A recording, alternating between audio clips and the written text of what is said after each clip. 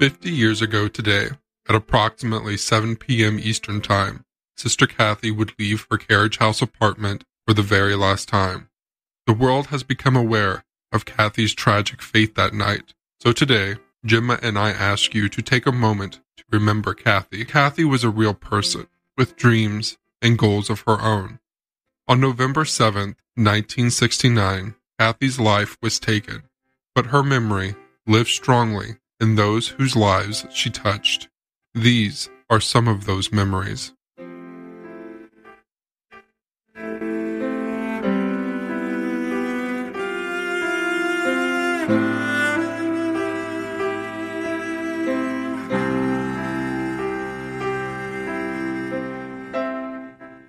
This is Sharon Hamill-Bush. I just wanted to leave a memory of Cathy on the 50th anniversary of her disappearance. I knew Cathy from Archbishop Keough High School, where I was part of the first graduating class, and Cathy was my English teacher. She was the type of teacher that everybody loved. She was a gentle force. She demanded that you give your best, but she was gentle and kind, and her poetic nature, her softness but strength at the same time, was just something that drew everybody in. She was very intelligent. She was an excellent drama teacher. She was a director of the plays at Keough for the 4 years we were there. She pulled out the best in everybody. I knew her after she left the convent in 1969 and moved in with Mr. Russell. Russell was my best friend, and I knew Cathy more through Russ as we went on after she left. I had more contact with Russ than Cathy, but Cathy was still a very soft strength. She was gentle, but very strong. When she disappeared, we couldn't believe it. And it's still 50 years later, is the power and the strength of the feelings are still there as if it happened yesterday. It's something that we never can get over. And now that everyone is working so hard to solve and get actual justice for what happened, it makes it a little bit easier. But at the same time, every morning I wake up and I know that the feeling is still there for Cathy 50 years later. And I just hope that there will be justice in the end for her and she can actually rest in peace.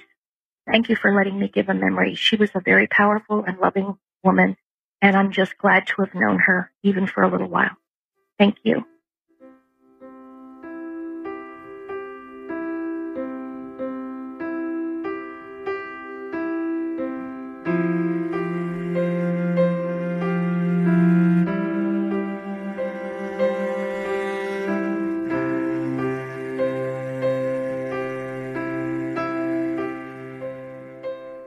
Patty, commonly known as Pat, Freeburger Heldman, wrote in with this memory. I am a 1969 graduate. In 1965, when I entered Keough, Sister Joanita, Sister Cathy, was the first person I really met. She was my homeroom teacher. Not many girls from St. Mark's came to Keough or were not in my classes. I have no sisters or female cousins, so I was just feeling very alone. But Sister Cathy was so kind, warm, friendly, and so young. I was so happy to have her as a teacher and to get to know her. We stayed in contact throughout the summer, and I went to the school to help her with getting her classroom ready for the new year. That's when I really got to know her, and I remember how easy it was to share my thoughts and feelings with her. I was so fortunate to have her in my life during those teenage years that can be so tough. I joined some of her extracurricular groups, like drama and creative writing, so that I could still chat with her from time to time. In the spring of 1969, I was very surprised when she told me she was leaving the school and convent because, of course, I had no idea what was really happening at the school and what she was going through. We wrote back and forth that summer, and I'm so glad I kept her letters. I pulled them all out last year after watching The Keepers. She had the gift for saying just the right thing at just the right time. She really cared about me despite all she was dealing with. I am so glad that I visited her just a few weeks before she was killed. She was not feeling well and seemed preoccupied, so our visit was brief, but I thank God every day that she was my friend.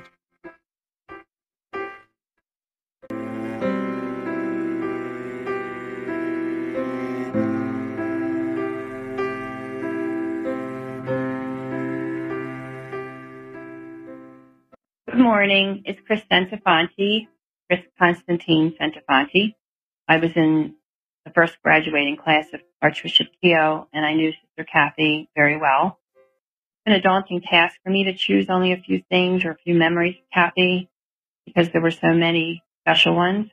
One memory, I remember her standing in the wings of the stage while directing the musicals and plays. She used to do that, watching the actors and actresses. A really fond memory was when I saw her singing along with some of the songs from The Sound of Music. I couldn't hear her voice, but I'm sure she was not singing loudly because that wasn't her style. But she was having fun and she was happy. But she just seemed to be enjoying the music and being in the moment. She was pretty stern on the stage. No, she didn't take any nonsense. So seeing her in that mode was always fun. In the same type of situation, on some Saturdays mornings, we'd have to go over to school to help out with the plays and different things. We had to plan our next moves and rehearse and all that business. One Saturday, it was blazing hot in the auditorium. As we didn't have air conditioning. I don't think they did until even the last day that school was open. But that auditorium was always hot. Springtime, it was really bad in there. So Cathy asked for our permission to remove her habit. And we were somewhat apprehensive and slightly intimidated, I say. But we wanted to make sure she was comfortable. So, of course, we said, fine. When she emerged from backstage without her veil on, it was absolutely astonishing. And what I observed was an absolutely beautiful human being inside and out. Of course, her humility kicked in, and she wanted to continue on. Everything was the same. But for all of us who were present, it was a moment that would always bring a smile to our face. She just was gorgeous. She was a beautiful woman. I loved her smile, especially. She had dimples and just a beautiful person. As an English teacher, she was and always will be my favorite. We not only learned about Shakespeare, we had to perform it in class in front of everyone, which was always not so much fun time. The soliloquies were always the most difficult to do, which even saying that word was difficult for me. It would come out, but I sometimes question how I pronounced it. But she would always smile and let us continue on. What she taught me was to have courage and courage to face my fears of being alone. And even though I would stand and face my classmates alone, she would stand in the back of the room and her gaze would lock onto yours and the words would come out naturally. And I think that was a gift she had, calm you down and make you realize that you still could do these things. I knew she always had my back, and many others felt the same way. Even when she displayed some disappointment, and she did occasionally, sometimes for our delivery of things or our lack of memory of words or whatever, it emerged because she had a great desire to see all of us succeed. No judgment, just pure love, just as a loving parent would do. She wanted us to be successful. That meant tough love once in a while, and it was never done in a mean way. It was just stern, and I knew she meant try your best, be in the moment, and take your time. I always thanked her for that, for pushing me and pushing others that way. One of my fondest memories will always be the first time Cathy and I really talked one-on-one. And I will say that her approach beforehand put me into a state of fear because when a nun points at you or anyone and says, see me after class, you knew the wrath of God was at hand. So in this case, I was a little worried. That particular day, I remember being very sensitive and started thinking of any and all disobedience situations, I'll use that word loosely, I may have been involved in, but none surfaced that had, nothing came up that I thought would be relevant. So it was a little worrisome that I had to see her and talk to her about something I wasn't even sure of. What I will never forget, sitting across from her, and she asked me if I was okay. I remember pondering about it, how to reply, and what the consequences might be if I say no. So I did reply that I wasn't okay. And what emerged from that discussion was a real connection with her and another person who I would view as a true friend. She listened to every word I had to say and never judged me for some things that I carried with me in like a negative way. She spoke to my heart every time. And I really feel she was the reason I became a stronger woman. I do have compassion for so many, and that's the way she was. And she taught me that can be accomplished even if you are a strong person. She was always there when I needed her, especially in my senior year when my mom was dying. I know she had many connections with those in need, and her intuitiveness as to what was needed was amazing. I pray to Cathy every day, and I want her to intervene on my behalf for all people that are in need, especially people I'm close to.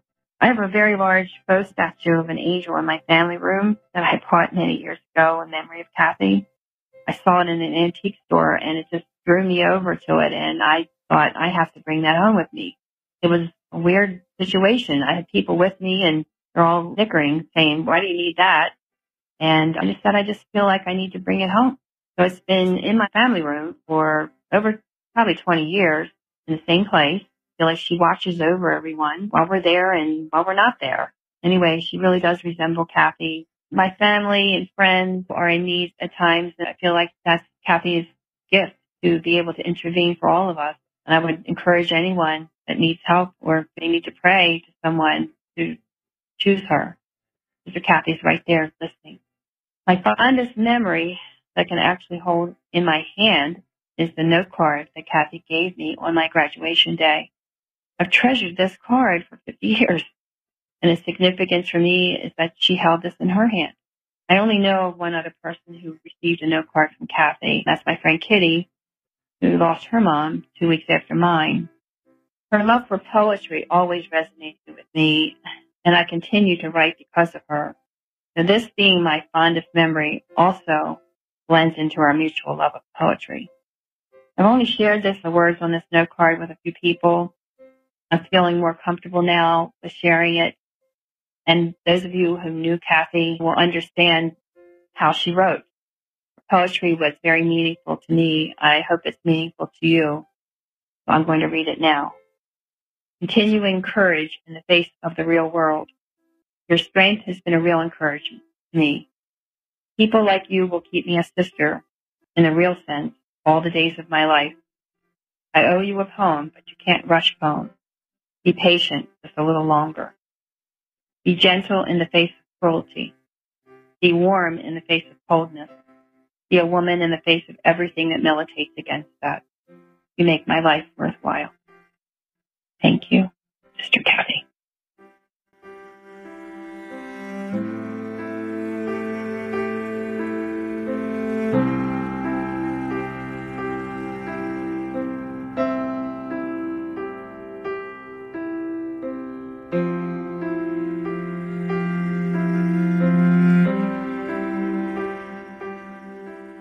Dorothy Hilditch, class of 1969 Keogh, wrote in with this memory. In my 1969 yearbook, I remember Cathy Cesnik, Sister Joanita, as my favorite teacher at Keogh. I had Cathy as my English teacher. I believe it was my freshman year. Later in my junior or senior year, she was my homeroom teacher. I recall her love of classic literature and her enthusiasm as she introduced us to books such as Dickens' Great Expectations, poetry, and plays. She was a true romantic and so animated as she shared her love of these literary works. I vividly recall the quote she had on her bulletin board in the front of her classroom. Quote, "It is better to have loved and lost than to never loved at all." Knowing now more of her personal life at the time, as described in The Keepers, it makes total sense how she interpreted this line in detail for us to contemplate. Another strong memory is the production of From Lollipops to Roses that I believe was during my sophomore year. It was a musical compilation of songs from various musicals, such as Bye Bye Birdie, West Side Story, The Sound of Music, and many other popular musicals of the time. I believe Cathy was the one who combined all of the numbers to be performed in a progression, which described the journey of young girls becoming young women. The performance was very moving, and the 3 shows were sold out with standing ovations. I still have the program from that show. Her life was cut short so tragically, and it was a tremendous loss to so many who had the privilege to know her.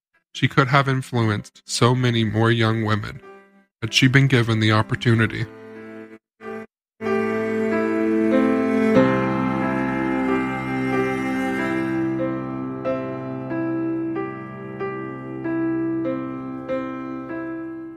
Jean, who was 7 at the time and whose parents were friends of Cathy's, wrote in with this memory.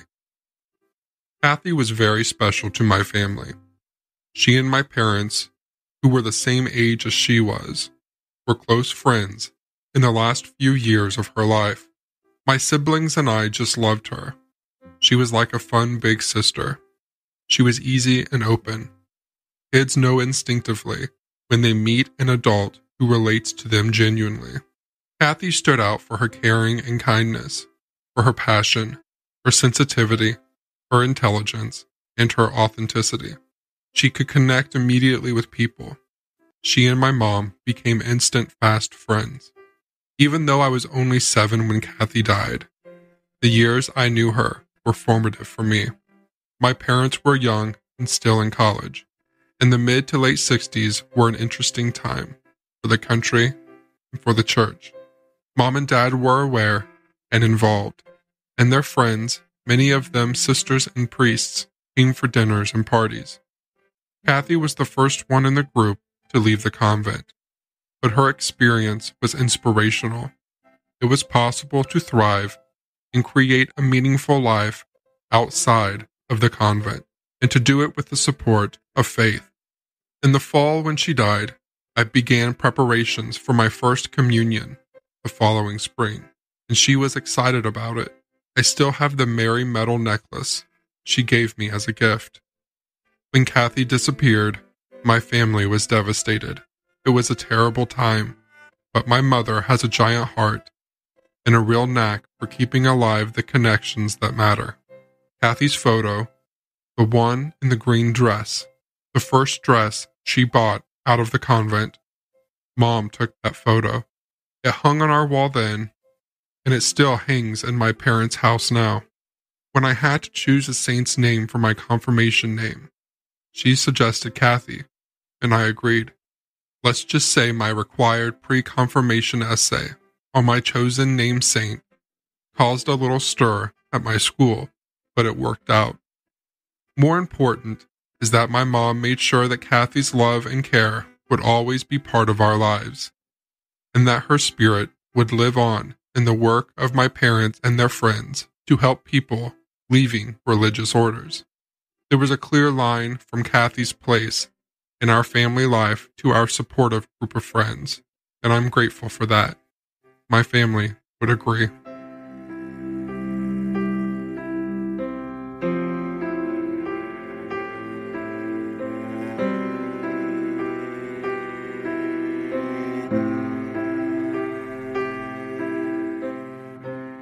This message is from Jean Wayner.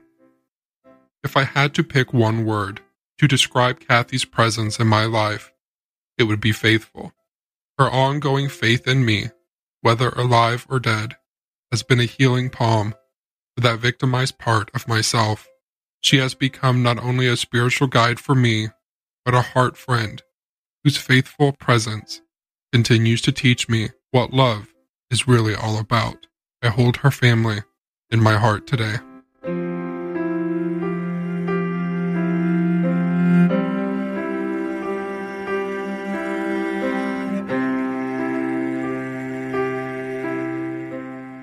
Hi, everybody. This is Gemma Hoskins, and I want to take a minute to talk about Sister Cathy. 50 years when we lost her, and that's so hard to believe for me. She was so young when I think that she was 26, and we only had her for a few years at Keogh. It breaks my heart.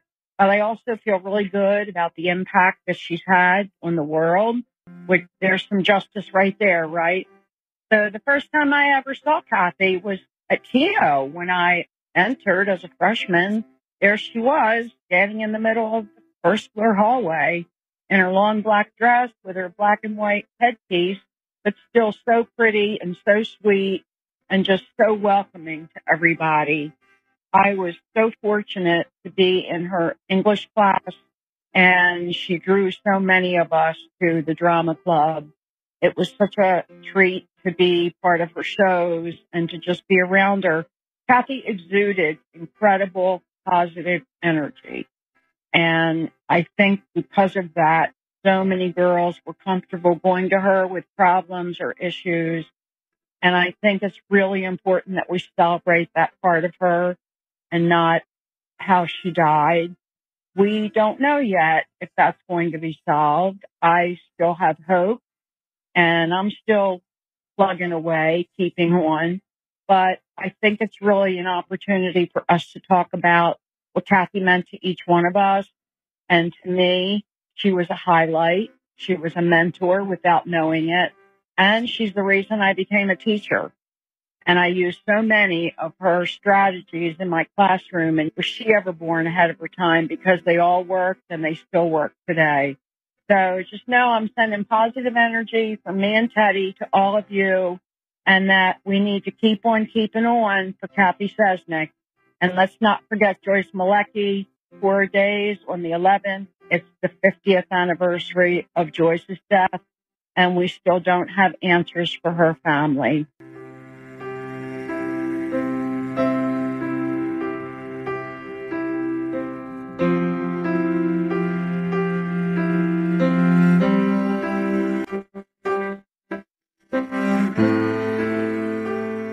Cathy Cesnik, thank you for continuing to touch the lives of people all around the world.